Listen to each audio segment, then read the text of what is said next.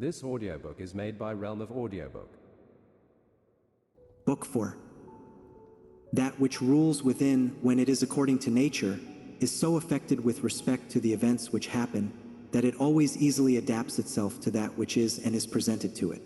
For it requires no definite material, but it moves towards its purpose, 37 under certain conditions however, and it makes a material for itself out of that which opposes it, as fire lays hold of what falls into it, by which a small light would have been extinguished. But when the fire is strong, it soon appropriates to itself the matter which is heaped on it, and consumes it, and rises higher by means of this very material. Let no act be done without a purpose, nor otherwise than according to the perfect principles of art.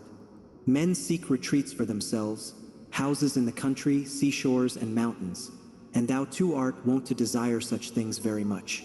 But this is altogether a mark of the most common sort of men. For it is in thy power whenever thou shalt choose to retire into thyself.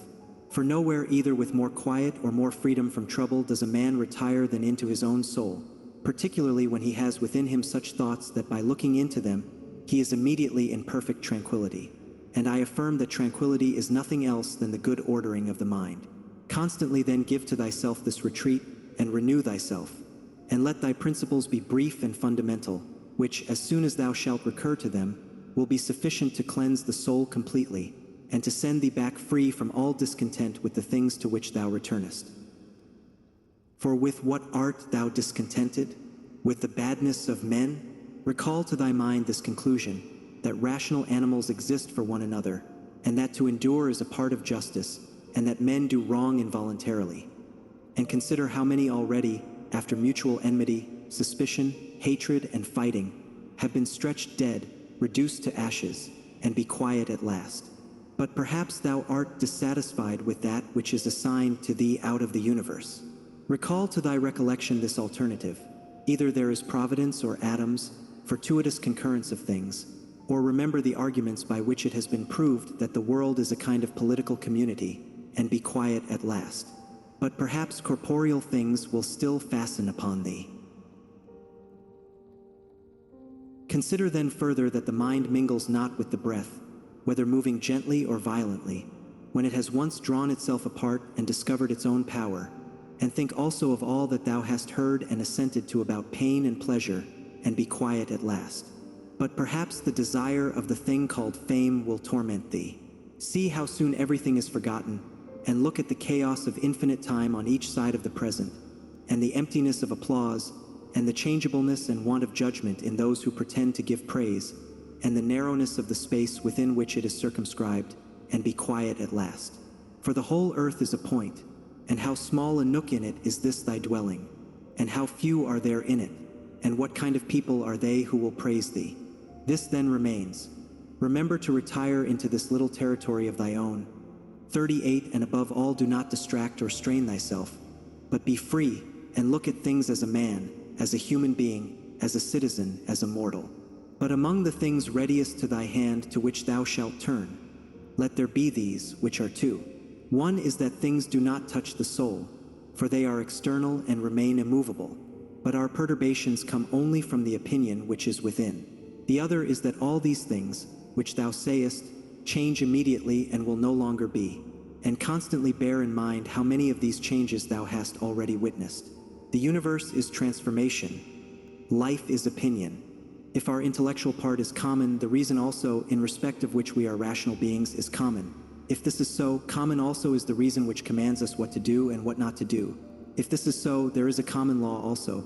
If this is so, we are fellow citizens. If this is so, we are members of some political community. If this is so, the world is in a manner a state. 39 For of what other common political community will anyone say that the whole human race are members?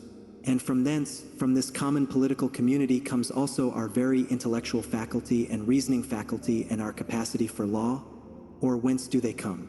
For as my earthly part is a portion given to me from certain earth, and that which is watery from another element, and that which is hot and fiery from some peculiar source, for nothing comes out of that which is nothing, as nothing also returns to non-existence. So also the intellectual part comes from some source. Death is such as generation is, a mystery of nature, a composition out of the same elements, and a decomposition into the same. and altogether not a thing of which any man should be ashamed, for it is not contrary to the nature of a reasonable animal, and not contrary to the reason of our constitution. It is natural that these things should be done by such persons. It is a matter of necessity, and if a man will not have it so, he will not allow the fig tree to have juice. But by all means bear this in mind, that within a very short time both thou and he will be dead, and soon not even your names will be left behind. Take away thy opinion, and then there is taken away the complaint, I have been harmed. Take away the complaint, I have been harmed, and the harm is taken away. That which does not make a man worse than he was, also does not make his life worse, nor does it harm him either from without or from within. The nature of that which is universally useful has been compelled to do this. Consider that everything which happens, happens justly, and if thou observest carefully, thou wilt find it to be so. I do not say only with respect to the continuity of the series of things, but with respect to what is just, and as if it were done by one who assigns to each thing its value. Observe then as thou hast begun, and whatever thou doest, do it in conjunction with this, the being good, and in the sense in which a man is properly understood to be good. Keep to this in every action. Do not have such an opinion of things as he has who does thee wrong, or such as he wishes thee to have, but look at them as they are in truth. A man should always have these two rules in readiness.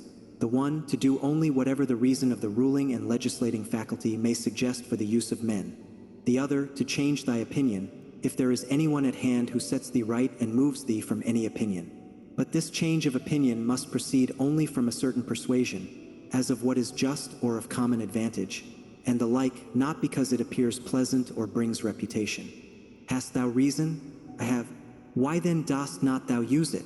For if this does its own work, what else dost thou wish? Thou hast existed as a part.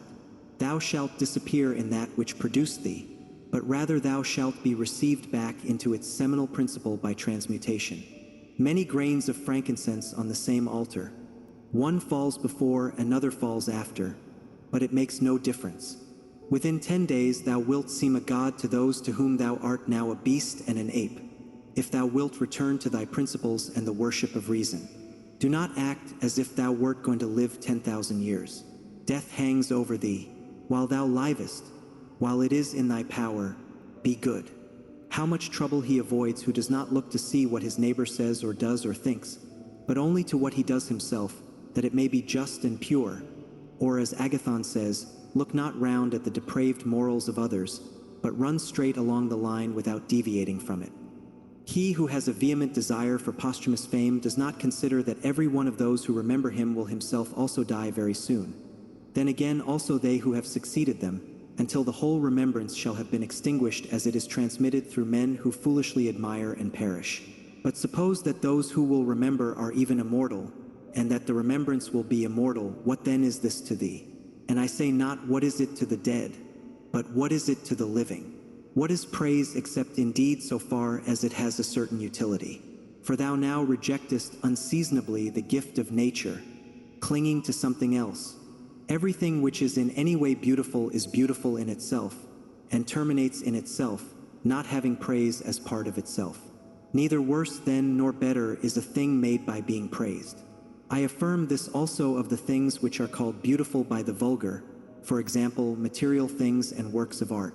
That which is really beautiful has no need of anything. Not more than law, not more than truth, not more than benevolence or modesty. Which of these things is beautiful because it is praised, or spoiled by being blamed? Is such a thing as an emerald made worse than it was, if it is not praised? Or gold, ivory, purple, a lyre, a little knife, a flower, a shrub? If souls continue to exist, how does the air contain them from eternity? But how does the earth contain the bodies of those who have been buried from time so remote? For as here the mutation of these bodies after a certain continuance, whatever it may be, and their dissolution make room for other dead bodies, so the souls which are removed into the air after subsisting for some time are transmuted and diffused, and assume a fiery nature by being received into the seminal intelligence of the universe, and in this way make room for the fresh souls which come to dwell there. And this is the answer which a man might give on the hypothesis of souls continuing to exist. But we must not only think of the number of bodies which are thus buried, but also of the number of animals which are daily eaten by us and the other animals. For what a number is consumed, and thus in a manner buried in the bodies of those who feed on them. And nevertheless this earth receives them by reason of the changes of these bodies into blood, and the transformations into the aerial or the fiery element. What is the investigation into the truth in this matter? The division into that which is material and that which is the cause of form, the formal. Do not be whirled about, but in every movement have respect to justice, and on the occasion of every impression maintain the faculty of comprehension or understanding. Everything harmonizes with me, which is harmonious to thee, O universe. Nothing for me is too early nor too late, which is in due time for thee. Everything is fruit to me which thy seasons bring, O nature. From thee are all things, in thee are all things, to thee all things return. The poet says, Dear city of sea crops, and wilt not thou say, Dear city of Zeus? Occupy thyself with few things, says the philosopher, if thou wouldst be tranquil. But consider if it would not be better to say, Do what is necessary, and whatever the reason of the animal which is naturally social requires, and as it requires. For this brings not only the tranquility which comes from doing well, but also that which comes from doing few things. For the greatest part of what we say and do being unnecessary, if a man takes this away, he will have more leisure and less uneasiness. Accordingly, on every occasion a man should ask himself, Is this one of the unnecessary things? Now a man should take away not only unnecessary acts, but also unnecessary thoughts, for thus superfluous acts will not follow after. Try how the life of the good man suits thee, the life of him who is satisfied with his portion out of the whole, and satisfied with his own just acts and benevolent disposition. Hast thou seen those things? Look also at these. Do not disturb thyself. Make thyself all simplicity. Does anyone do wrong? It is to himself that he does the wrong. Has anything happened to thee? Well, out of the universe from the beginning everything which happens has been apportioned and spun out to thee. In a word, thy life is short. Thou must turn to profit the present by the aid of reason and justice. Be sober in thy relaxation. Either it is a well-arranged universe 40 or a chaos huddled together, but still a universe. But can a certain order subsist in thee and disorder in the all? And this too when all things are so separated and diffused and sympathetic. A black character, a womanish character, a stubborn character, bestial, childish, animal, stupid, counterfeit, scurrilous, fraudulent, tyrannical. If he is a stranger to the universe who does not know what is in it, no less is he a stranger who does not know what is going on in it. He is a runaway who flies from social reason. He is blind who shuts the eyes of the understanding. He is poor who has need of another and has not from himself all things which are useful for life. He is an abscess on the universe who withdraws and separates himself from the reason of our common nature through being displeased with the things which happen, for the same nature produces this and has produced thee too. He is a piece rent asunder from the state, who tears his own soul from that of reasonable animals, which is one. The one is a philosopher without a tunic, and the other without a book. Here is another half naked. Bread I have not, he says, and I abide by reason. And I do not get the means of living out of my learning, and I abide by my reason. Love the art, poor as it may be, which thou hast learned, and be content with it, and pass through the rest of life like one who has entrusted to the gods with his whole soul all that he has, making thyself neither the tyrant nor the slave of any man. Consider, for example, the times of Vespasian. Thou wilt see all these things, people marrying, bringing up children, sick, dying, warring, feasting, trafficking, cultivating the ground, flattering, obstinately arrogant, suspecting, plotting, wishing for some to die, grumbling about the present, loving, heaping up treasure, desiring counselship, kingly power. Well then, that life of these people no longer exists at all. Again, remove to the times of Trajan. Again, all is the same. Their life too is gone. In like manner view also the other epochs of time and of whole nations, and see how many after great efforts soon fell and were resolved into the elements. But chiefly thou shouldst think of those whom thou hast thyself known distracting themselves about idle things, neglecting to do what was in accordance with their proper constitution, and to hold firmly to this and to be content with it.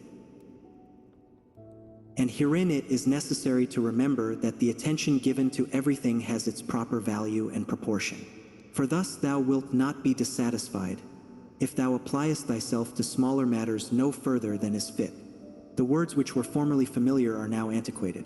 So also the names of those who were famed of old are now in a manner antiquated: Camillus, Ciso, Valisus, Leonidas, and a little after also Scipio and Cato, then Augustus, then also Hadrian and Antoninus. For all things soon pass away and become a mere tale, and complete oblivion soon buries them. And I say this of those who have shone in a wondrous way. For the rest, as soon as they have breathed out their breath, they are gone, and no man speaks of them. And, to conclude the matter, what is even an eternal remembrance? A mere nothing. What then is that about which we ought to employ our serious pains? This one thing, thoughts just, and acts social, and words which never lie, and a disposition which gladly accepts all that happens, as necessary, as usual, as flowing from a principle and source of the same kind. Willingly give thyself up to Clotho, one of the Fates, allowing her to spin thy thread into whatever things she pleases. Everything is only for a day, both that which remembers and that which is remembered.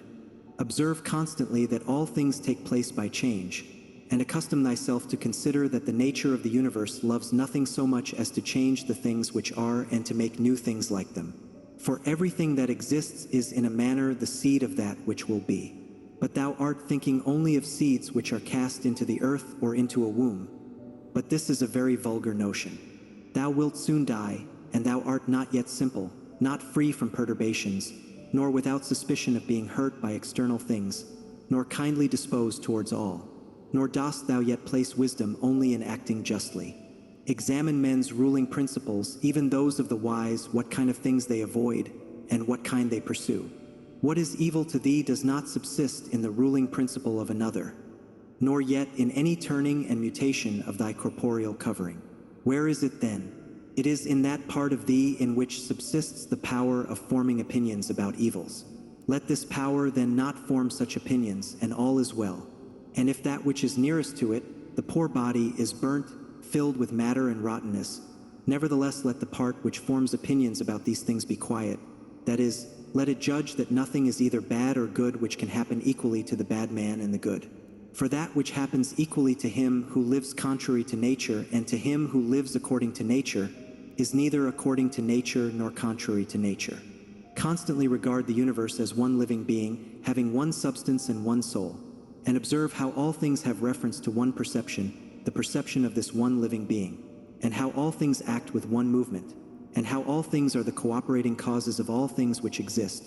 Observe too the continuous spinning of the thread and the contexture of the web. Thou art a little soul bearing about a corpse, as Epictetus used to say. It is no evil for things to undergo change, and no good for things to subsist in consequence of change.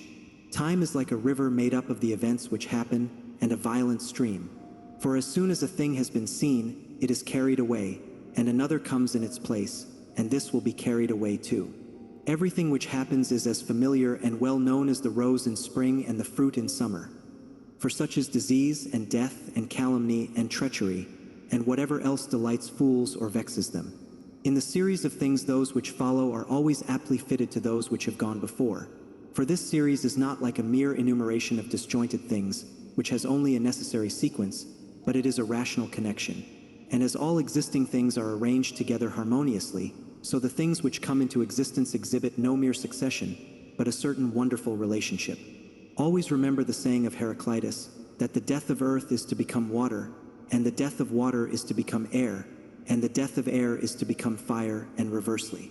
And think too of him who forgets whither the way leads, and that men quarrel with that with which they are most constantly in communion, the reason which governs the universe, and the things which daily meet with seem to them strange, and consider that we ought not to act and speak as if we were asleep, for even in sleep we seem to act and speak, and that we ought not, like children who learn from their parents, simply to act and speak as we have been taught.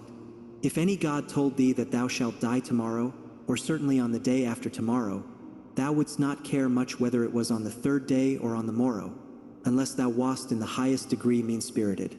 For how small is the difference?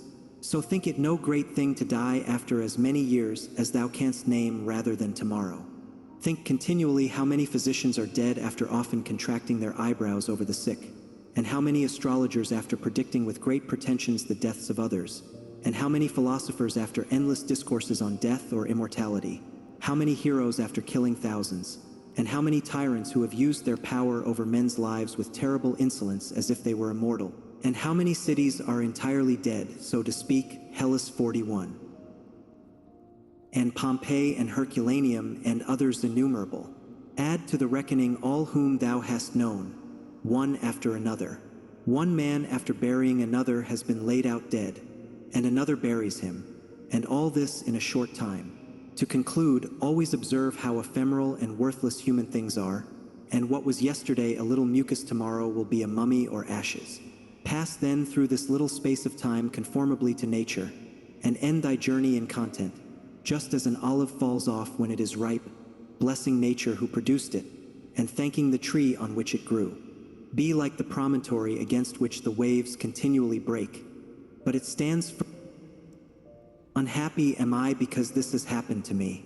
Not so, but happy am I, though this has happened to me, because I continue free from pain, neither crushed by the present nor fearing the future. For such a thing as this might have happened to every man, but every man would not have continued free from pain on such an occasion. Why then is that rather a misfortune than this a good fortune? And dost thou in all cases call that a man's misfortune, which is not a deviation from man's nature? And does a thing seem to thee to be a deviation from man's nature, when it is not contrary to the will of man's nature? Well, thou knowest the will of nature. Will then this which has happened prevent thee from being just, magnanimous, temperate, prudent, secure against inconsiderate opinions and falsehood? Will it prevent thee from having modesty, freedom, and everything else, by the presence of which man's nature obtains all that is its own? Remember too on every occasion which leads thee to vexation to apply this principle, not that this is a misfortune, but that to bear it nobly is good fortune. It is a vulgar, but still a useful help towards contempt of death, to pass in review those who have tenaciously stuck to life. What more then have they gained than those who have died early? Certainly they lie in their tombs somewhere at last, Cadicianus, Fabius, Julianus, Lepidus, or anyone else like them who have carried out many to be buried, and then were carried out themselves. Altogether the interval is small between birth and death, and consider with how much trouble, and in company with what sort of people, and in what a feeble body this interval is laboriously passed. Do not then consider life a thing of any value, for look to the immensity of time behind thee, and to the time which is before thee, another boundless space. In this infinity then what is the difference between him who lives 3 days and him who lives 3 generations? 42. Always run to the short way, and the short way is the natural. Accordingly say and do everything in conformity with the soundest reason. For such a purpose frees a man from trouble and warfare, and all artifice and ostentatious display. This audiobook is made by Realm of Audiobook.